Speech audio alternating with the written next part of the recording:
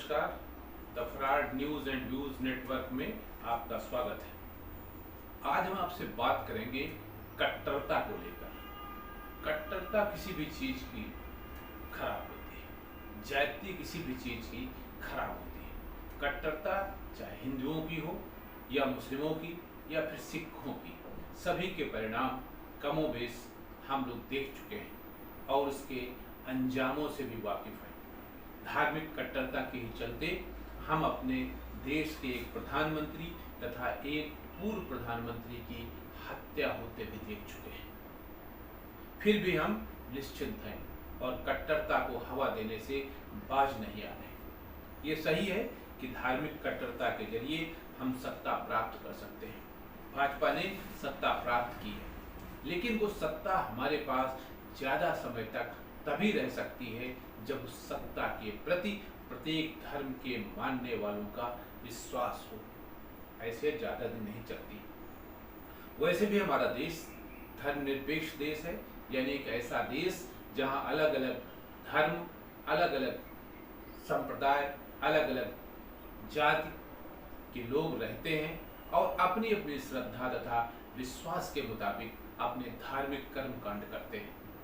शायद यही कारण है कि प्रधानमंत्री नरेंद्र मोदी सबका साथ, सबका विकास और सबका विश्वास की बात करते हैं, क्योंकि वे जानते हैं कि बगैर सबका विश्वास जीते एक बड़ा नेता या विश्व का नेता नहीं बना जा सकता। आज न केवल भाजपा बल्कि संघ परिवार तथा मोदी सरकार सबको इस बात का आभास हो चला है कि धार्मिक कट्टरता हर लिहाज से नुकसानदेह है।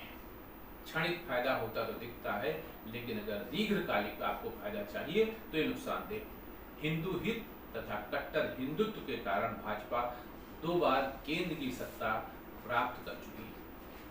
अब अगर भाजपा को काफी दिनों तक सत्ता पर काबिज रहना है तो उसे अपने कार्यकर्ताओं और समर्थकों की गतिविधियों पर अंकुश लगाना ही होगा, जिनके चलते समाज के 2 वर्ग एक दूसरे के खून के प्यासे बन जाते हैं।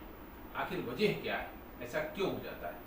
उदयपुर तथा अमरावती की लोमहर्षक घटनाएं हमें ये संदेश देती हैं कि धार्मिक कट्टरता से न समाज का भला हो सकता है, न राष्ट्र का भला हो सकता है और न ही अपना भला हो सकता है, क्योंकि इस तरह की घटनाएं सांप्रदायिक सौहार्द और आपसी भाईचारा समाप्त करती है। ये सही है कि भाजपा अपने सैसों काल से ही हिंदू और हिंदुत्व के मुद्दे को काफी गंभीरता से उठाती रही और सत्ता प्राप्त करती रही, लेकिन अब शायद भाजपा को ये विश्वास हो चला है कि उसे अपनी नीति और रीति दोनों में परिवर्तन लाने होंगे। साथ ही सभी जाति, धर्म, वर्ग और संप्रदाय के लोगों का विश्वास जीतना होगा। पाठकों को ध्यान होगा कि राष्ट्रीय स्वयंसेवक संघ के सरसंघचालक मोहन भागवत ने अब से करीब 2 महीने पहले एक बात कही थी और कहा था कि हर मस्जिद में शिवलिंग ढूंढने का कोई मतलब नहीं है। उस समय उनकी ये बात कट्टर हिंदुओं को लगी होगी कि क्या ये सठिया गया है, जबकि उनका ये बयान एक सोची समझी रणनीति का हिस्सा था। संघ शुरू से कहता आ रहा है कि भारत में जन्म लेने वाला हर व्यक्ति हिंदू है, भले ही उसकी उपासना पद्धति कुछ भी हो। यही कारण रहा कि संघ प्रमुख के बयान को लेकर छुटभैया भाजपा नेताओं ने तो अपनी भड़ास सोशल मीडिया पर जरूर निकाली, लेकिन भाजपा का कोई नेता कुछ नहीं बोला, किसी तरह की कोई टिप्पणी नहीं की।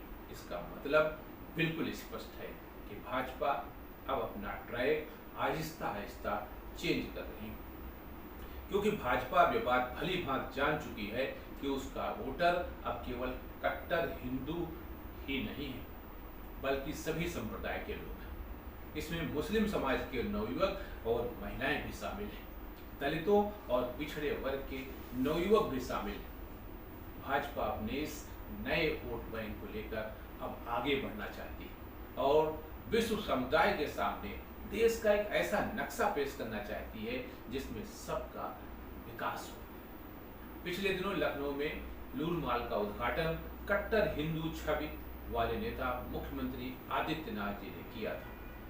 वो इसी श्रृंखला की एक कड़ी है। हम सभी जानते हैं कि लुलु मॉल के मालिक केरल निवासी एम ए यूसुफ अली हैं, जो मुस्लिम समाज से आते हैं।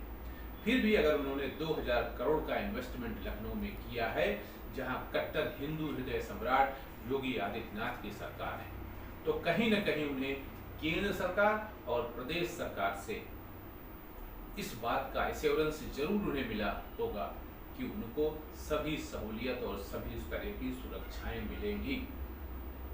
आज जो लोग इसको लेकर बवंडर मचा रहे हैं, वे न केवल दिमाग से पैदल हैं, बल्कि बुद्धि से हैं।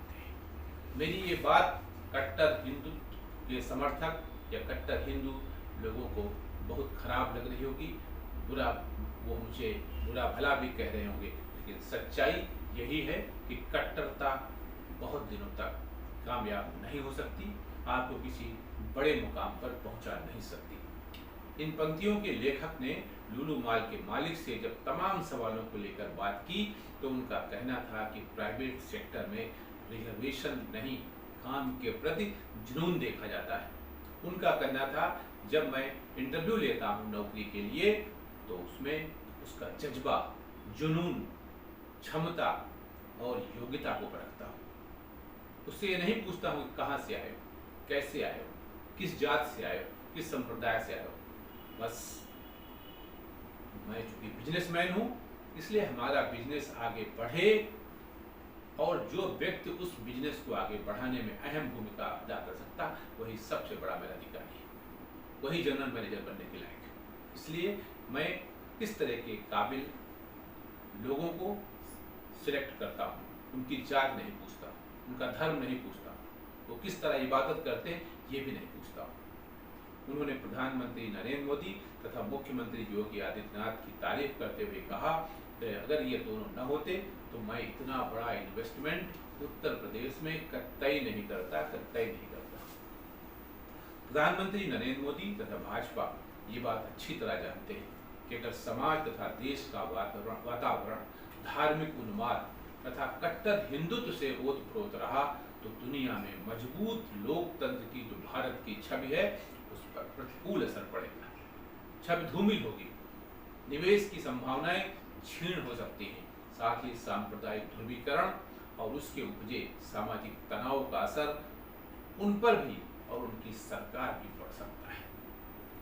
समाज का जो ताना बाना है वो छिन्न भिन्न हो सकता है, बिगड़ सकता है, जो किसी भी तरह से न तो लाभप्रद है, न ही विकास की गति को आगे बढ़ा सकता है। भाजपा और मोदी ये बात अच्छी तरह से जानते हैं कि देश में जो लाभार्थी वर्ग है वो न तो भाजपा का वोट बैंक है और न ही संघ का काडर है। इसके बावजूद उसने सरकार की कल्याणकारी योजनाओं के चलते भाजपा को वोट दिया है। भाजपा को ये डर है कि अगर देश का वातावरण झगड़ा फसाद, सांप्रदायिक ध्रुवीकरण तथा उन्माद और कट्टरता की भेंट चढ़ गया, तो फिर ये वोट बैंक भाजपा से दूर हो जाएगा, नाराज हो जाएगा।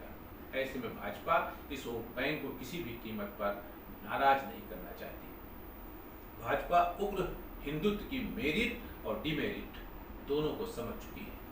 तभी तो पिछले दिनों संपन्न हुई भाजपा की राष्ट्रीय कार्यकारिणी में तय किया गया कि अब भाजपा मुस्लिमों को भी अपने पक्ष में लाने की कोशिश करेगी। इसके लिए उसने गरीब मुस्लिम तथा पसमानदा समाज पर फोकस किया है। इन लोगों को भाजपा अपने साथ जोड़ने का काम करेगी। भाजपा जो स्नेह यात्रा निकालने जा रही है, वो इसी अभियान का एक हिस्सा है, क्योंकि भाजपा को जो सूचना प्राप्त हो रही है उसमें पता चला है कि मुस्लिमों के भी एक वर्ग ने भाजपा को 2019 में वोट दिया था। आगे 2024 आ रहा है, फिर चुनाव होंगे, ये समाज भाजपा के साथ बढ़ चढ़कर हिस्सा ले, यही भाजपा की कल्पना है और यही संघ भी चाहता है। नमस्कार।